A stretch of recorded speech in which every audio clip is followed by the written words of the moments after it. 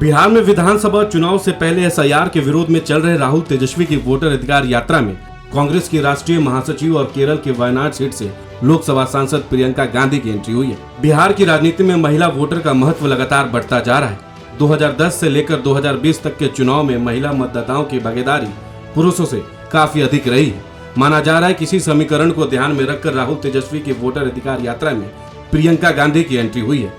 तीज के दिन ही प्रियंका का बिहार आना सीधा संदेश है कि इंडिया गठबंधन महिलाओं की आकांक्षाओं और आवाज को केंद्र में रख रहा है। प्रियंका गांधी की यात्रा रूट पूरी तरह मिथिलांचल के इलाके में है, जहां वे महिला वोटों को साधने की कवायद कर रही हैं। इसके अलावा प्रियंका बुधवार को सीतामढ़ी स्थित मां जानकी मंदिर में माथा टेककर बीजेपी के हिंदुत्व कार्ड को काउंटर करने का दाव चलेंगी। राहुल तेजस्वी के साथ कदमताल करके प्रियंका गांधी मिथिलांचल मंदिर और महिला यानी ट्रिपल M फॉर्मूला के जरिए महागठबंधन की सत्ता में वापसी की इबारत लिखने में जुटी है। दरअसल बिहार का मिथिलांचल इलाका बीजेपी का मजबूत गढ़ माना जाता है। बीजेपी और जेडीयू की सियासी केमिस्ट्री मिथिलांचल इलाके से सुपरहिट रही है। इस तरह एनडीए के मजबूत गढ़ में प्रियंका गांधी की यात्रा का खाका महागठबंधन ने खींचा है। मिथिलांचल के 7 जिलों में से प्रियंका गांधी वोटर अधिकार यात्रा के जरिए 5 जिलों में दस्तक देंगी। इस तरह से साफ है कि कांग्रेस ने प्रियंका की यात्रा का रोड मैप बहुत ही सोची समझी रणनीति के तहत मिथिलांचल इलाके से बनाया है, ताकि एनडीए के मजबूत गढ़ में सेंधमारी की जा सके।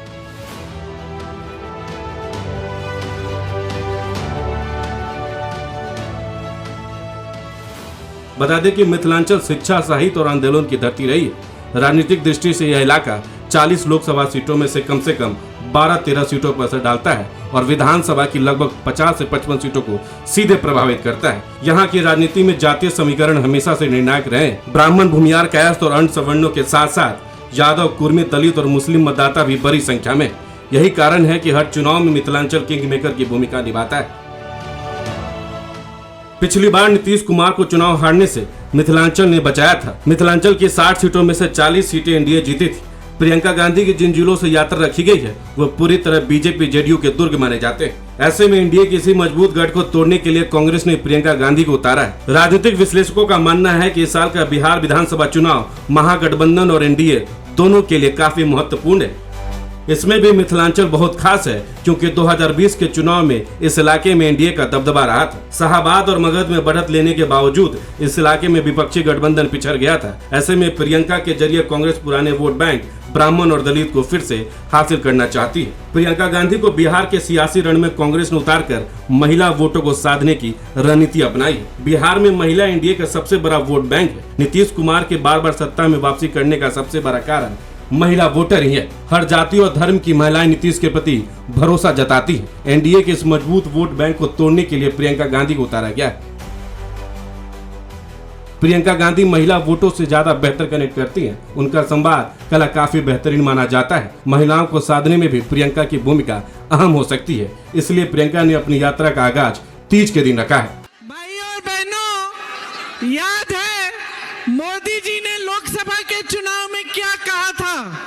याद है मोदी जी ने लोकसभा के चुनाव में कहा था कि देशवासियों सावधान हो जाओ, ये कांग्रेस वाले तुम्हारी भैंस चुरा देंगे। कहा था कि नहीं?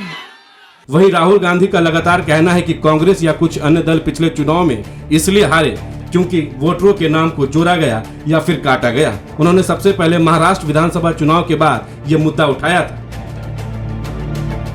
उन्होंने कहा था कि महाराष्ट्र में कांग्रेस और सहयोगी दल जीत रहे थे, लेकिन अचानक वोटरों की संख्या में इजाफा हो गया, जिससे हमारी हार हो गई। अब यही बिहार में किया जा रहा है। 65 लाख वोटरों के नाम पहले काटे गए और फिर आने वाले समय में 65 लाख नाम जोड़े जाएंगे। प्रियंका गांधी का अंदाज हमेशा से आक्रामक और जमीन से जुड़ा हुआ माना गया है। उनके भाषणों में सीधी बात, आम जनता से जुड़ी समस्याएं और बीजेपी पर तीखा हमला साफ झलकता है। बिहार की रैलियों में भी वे इसी तेवर में नजर आई।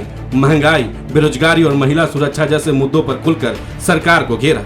मैं इलेक्शन कमीशन से पूछता हूं, इसमें लिखा है कि एक व्यक्ति को 1 वोट मिलेगा। आपने 65 लाख वोट बिहार में क्यों काटे? प्रियंका के इस नए अभियान से महागठबंधन को उम्मीद है कि वो उस वर्ग को फिर से एक्टिवेट कर सकेगा जो पिछले कुछ चुनावों में या तो भाजपा की तरफ मुड़ा या मतदान से ही दूर रहा। आपको बता दें कि महागठबंधन यानी आरजेडी, कांग्रेस और वाम दलों की तिकड़ी पहले से ही कई मोर्चों पर चुनौतियां का सामना कर रही है। सीटों का बंटवारा हो या नेतृत्व को लेकर असमंजस, विपक्ष में एकजुटता की कमी को जनता ने पहले से भी महसूस किया है। बिहार में जनता का मूड हमेशा आखिर वक्त में बनता है। जाति समीकरण, स्थानीय मुद्दे और प्रत्याशियों की छवि, ये सभी मिलकर नतीजों की दिशा तय करते हैं। प्रियंका गांधी का ट्रिपल एम फॉर्मूला इन बड़े कारणों को कितना प्रभावित कर पाएगा, ये आने वाले दिन में साफ होगा। लेकिन इतना तय है कि कांग्रेस अब बैकफुट पर नहीं रहना चाहती और प्रियंका गांधी इसका नया चेहरा बनने की पूरी तैयारी में। तो बिहार की सियासी जमीन पर प्रियंका गांधी का यह नया फॉर्मूला क्या कोई बड़ा बदलाव लाएगा या एक बार फिर से जनता विकास बनाम वंशवाद के बीच चुनाव करेगी, ये देखना दिलचस्प होगा।